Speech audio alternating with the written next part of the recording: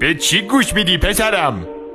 روزگاری یه مار داشت از انبار ابزار عبور میکرد. یهو یه اره سر راهش بود، برخورد کرد و زخمی شد. مار خیال کرد اره بهش حمله کرده، واسه همین برگشت و گازش گرفت و با این کار خودشو بیشتر زخمی کرد. مار از عصبانیت کور شده بود، به قصد انتقام شروع کرده پیچیدن به دور اره تا خفه شد. مار اونقدر ادامه داد تا خودش تیکه و پاره شد. در نهایت مار مرد. به عقب برگردیم. اگه فقط اون زخم و نادیده میگرفت و رد میشد زنده میمون. وقتی با خشم جواب کسی رو میدیم که بهمون بدی کرده، داریم بیشتر از هر کسی به خودمون آسیب میزنیم. در زندگی بعضی رفتارها و حرفای آدما رو باید فراموش کرد، چون تلاش برای انتقام گرفتن ممکنه یه زخمی بهت بزنه که هرگز نتونی جبرانش کنی. آدمایی که بهت بدی کردن و ببخش، با این کار قدرتشون ازشون میگیری.